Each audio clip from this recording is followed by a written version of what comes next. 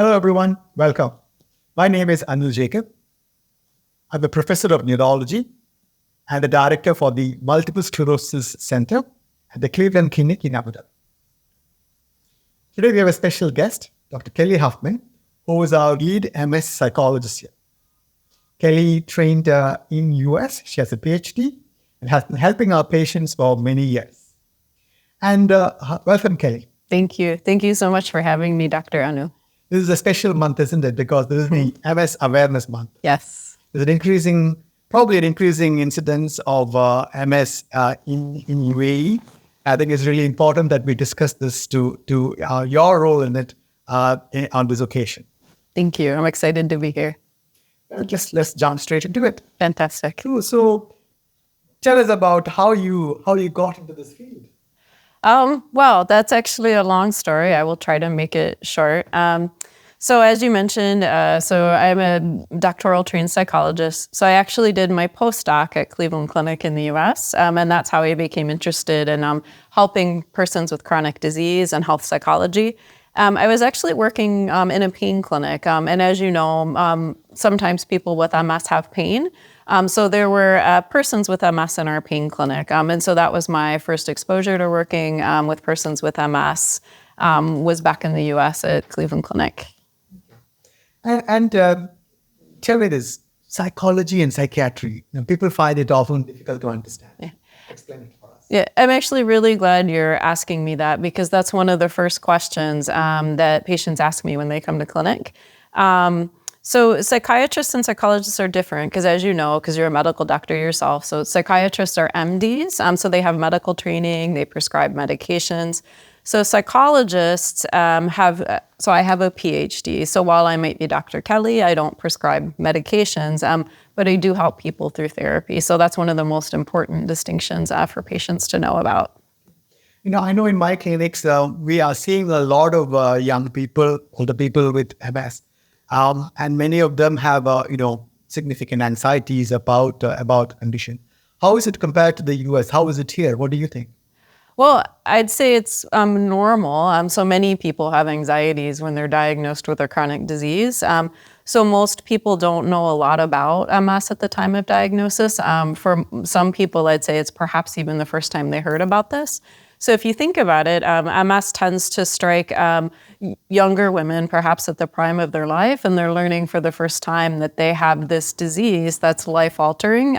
And people don't really know what the prognosis will be, right? So MS carries a lot of uncertainty. So anxiety is actually a really normal reaction someone might have when being diagnosed with MS. It was a really difficult time for many patients. Yeah. Especially if they've been young. They never had an illness before. To get something as significant as MS would be very difficult for them. Exactly. Okay. So, psychotherapy, how is it? How much is it helpful in MS? Well, so take this with a grain of salt because I'm a psychologist. So, of course, I think it's very helpful, right? So I get asked this question a lot, and I think psychotherapy can be a really important part of the journey for people with MS. So as a psychologist, I have a bit of objectivity in the sense that I'm not involved with the person's life as a friend or a family member. One thing people often worry a lot about is being a burden or worrying their friends and family members. So I can be someone to help the person talk through how they might live with this chronic disease and the wellness plan they might develop. Sometimes in someone's journey with MS, people might develop additional symptoms, both in reaction to the disease and of the disease itself. So psychotherapy can also help with things like depression, which can be part of MS, or even other MS-related symptoms such as fatigue, or if people develop problems thinking. Lastly, I'm often able to work with friends and family members of people with MS as well, to help people figure out how to cope with the changes that this disease might introduce into their lives. So thank you. That's really, really informative. So I'm learning so many things from you.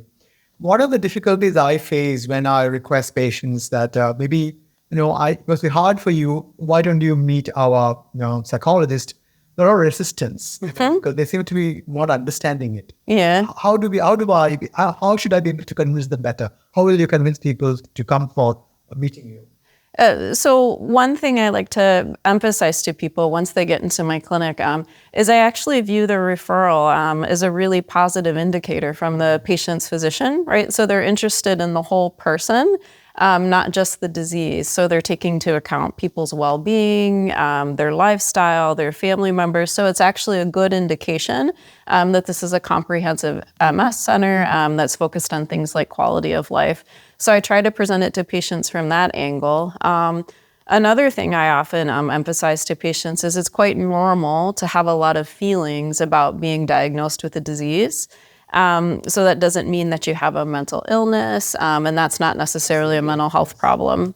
And so I try to emphasize that to folks. Well, sometimes people with MS do have clinical mental health problems because MS can affect anybody from all walks of life. Most of the time, what people want to talk about are things like relationships, social support, adjustment, and well-being. Yeah, I guess when a family member has MS, it's not just that person, it's everyone around them that also gets affected in many ways. Children, the parents, spouses, job, all those things, right? Yeah, exactly.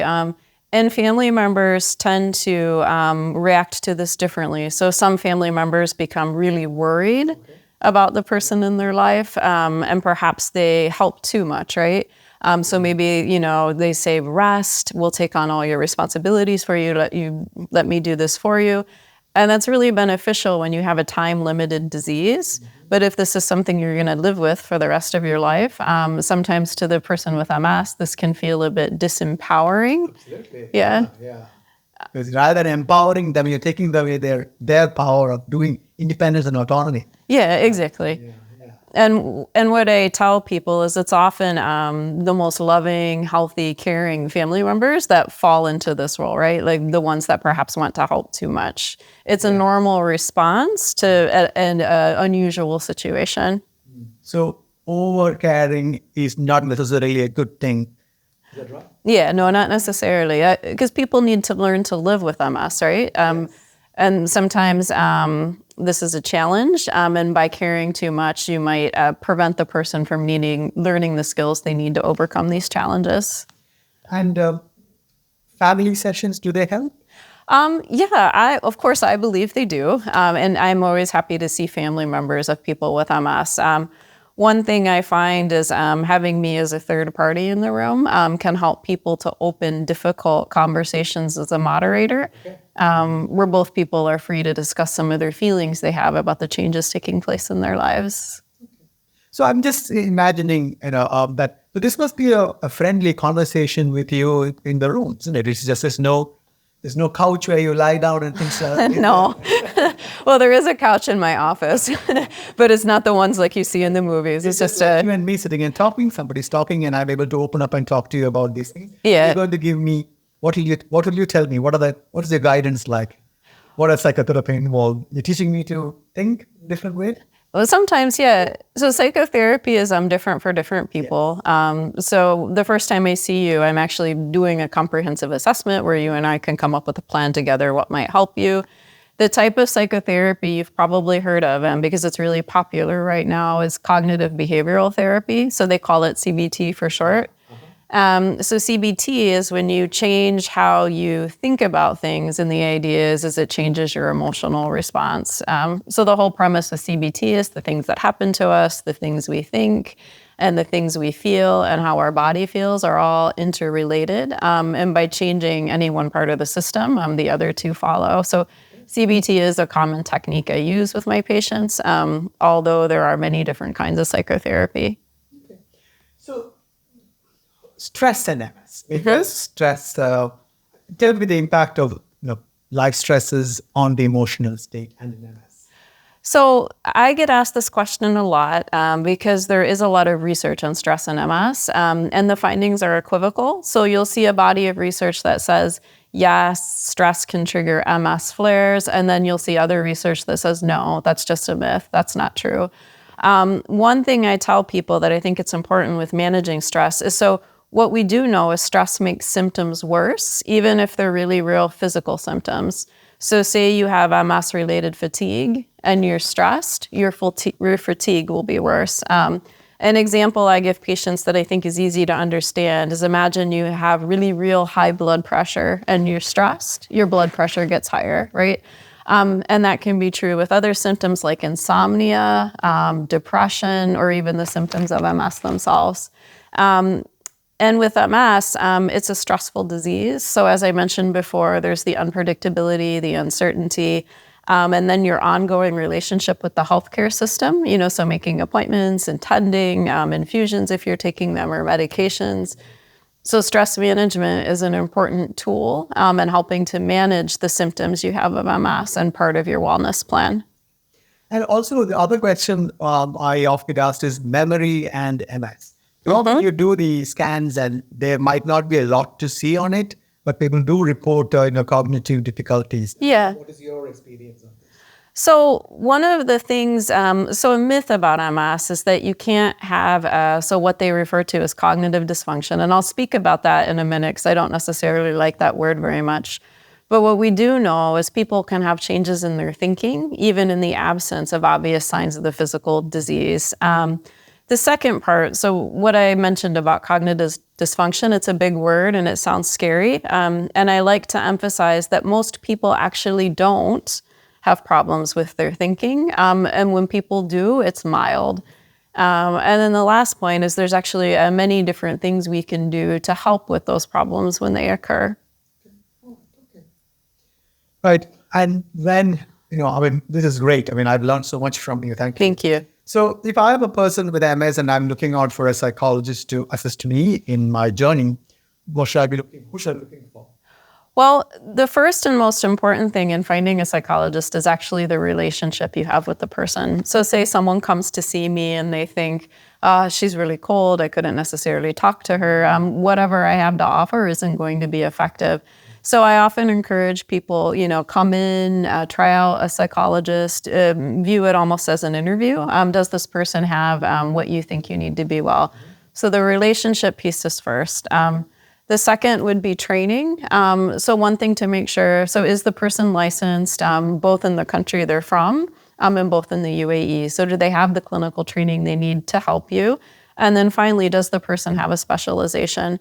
One thing I don't think people realize about psychologists is psychologists all do different things. So some psychologists are child-focused. Some psychologists like me focus on seeing people with health problems. Others might focus on seeing people who have severe mental health problems. So make sure the person has a specialty training in whatever concern it is that you're coming for. Well, I think we have covered a lot of ground in the last 10, 15 minutes. Thank you so much. Yeah, thank you. As a neurologist, they can diagnose you. I can offer you good medications and do your scans. But sometimes there are things that medical doctors may not be able to help with. And the emotional component of it, which is a big thing in MS, can be helped by experts like Dr. Kelly. So thank you once again for being with us today. And I hope you all keep well. Thank you very much.